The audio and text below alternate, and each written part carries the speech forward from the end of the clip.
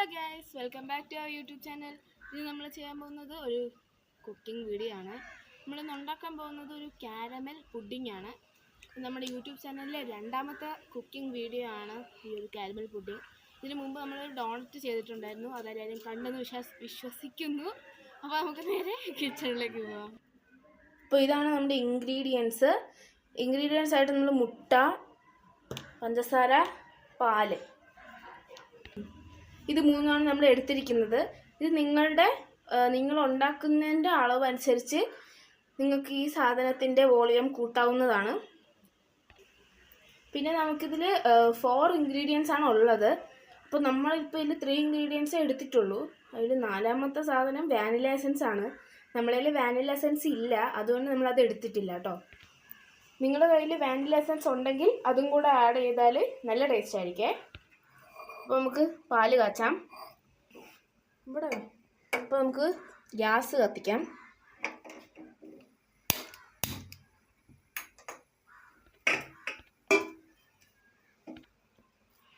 കഴുകിയ പാത്രം എടുത്തിട്ട് പാൽ ഒഴിച്ചു കൊടുക്കാം. നമ്മൾ കുറച്ച് പാലാണ് എടുക്കുന്നത്. അടുപ്പിലേക്ക് വയ്ക്കാം. നിങ്ങൾക്ക് തീ അഡ്ജസ്റ്റ് ചെയ്ത് വെക്കാം. നമ്മളിപ്പോൾ കൂട്ടിയാണ് വെച്ചിരിക്കുന്നത്. അപ്പോൾ നമുക്ക് ഇതിൻ്റെ ബാറ്റർ ഉണ്ടാക്കണം.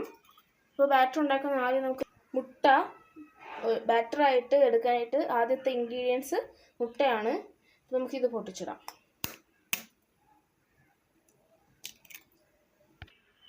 അപ്പോൾ നമ്മുടെ പാല് തിളച്ച് വരികയാണ് ഗ്യാസ്.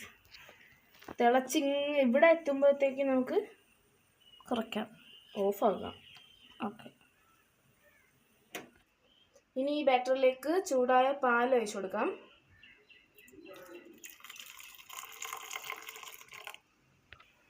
ഈ ഒരു ഇതിൽ തന്നെ ഞാൻ 2 ടേബിൾ സ്പൂൺ പഞ്ചസാര. ഇത് നമുക്ക് നന്നായിട്ട് മിക്സ് ആക്കി കൊടുക്കാം. മിക്സ് ആക്കിയ ശേഷം നമുക്ക് കാരമൽ ഉണ്ടാക്കണം. കാരമൽ ഉണ്ടാക്കാനായിട്ട് ഉണ്ടാക്കുന്ന ടൈമിൽ നമുക്ക് ഇതൊന്ന് അടച്ചു വയ്ക്കാം. അപ്പം ഇത് നന്നായിട്ട് കുതിർന്ന് നല്ലതായിട്ട് വരും. ബാറ്റർ അവിടെ അടച്ചു വെച്ചിട്ടുണ്ട്. നമുക്ക് കാരമൽ ഉണ്ടാക്കാം. നമ്മുടെ കയ്യിൽ നോൺ സ്റ്റിക്ക് പാൻ ഇല്ലാത്തതുകൊണ്ട് നമ്മൾ ഈ ഒരു കുഞ്ഞു ചട്ടിയാണ് എടുക്കുന്നത്. ഗ്യാസ് നമുക്ക് ചട്ടി വെച്ച് കൊടുക്കാം. ഈ ഒരു സ്പൂണിൽ ശകലം വെള്ളം ഒഴിച്ചു കൊടുക്കുന്നുണ്ടേ. വെള്ളം തിളച്ചു തുടങ്ങി. കാരമലിനായിട്ട് പഞ്ചസാര ആഡ് ചെയ്യാം.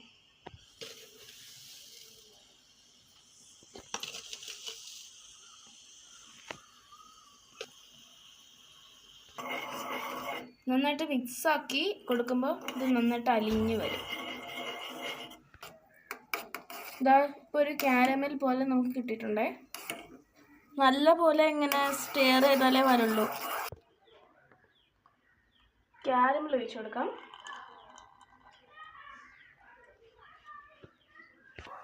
നമ്മുടെ കാരമൽ നമ്മൾ ഈ പാത്രത്തിലോട്ട് ഒഴിച്ചിട്ടുണ്ട്. നമ്മൾ ഈ പാത്രമാണ് എടുത്തത്.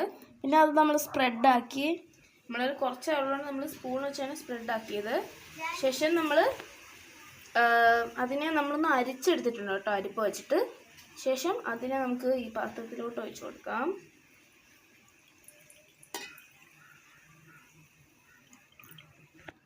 പിന്നെ കാരമൽ ഈ പാത്രത്തിൽ ഒഴിച്ചത് നല്ല കട്ടിയായതിനു ശേഷം മാത്രം, നല്ല കട്ടിയല്ല, ഒരു കട്ടിയായതിനു ശേഷം മാത്രം ബാറ്റർ ഒഴിക്കുക.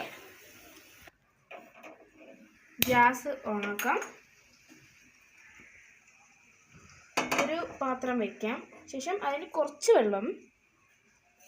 ശേഷം നമ്മൾ പാത്രങ്ങളൊക്കെ വയ്ക്കുന്ന ഈ സംഭവമില്ലേ, വളയം, അത് ഇതിനുള്ളിലേക്ക് സെൻറ്ററായിട്ട് വെച്ച് കൊടുക്കാം. ബാറ്റർ ഇതിലേക്ക് പതുക്കെ ഇറക്കി സെറ്റ് ചെയ്ത് വെച്ച് കൊടുക്കാം.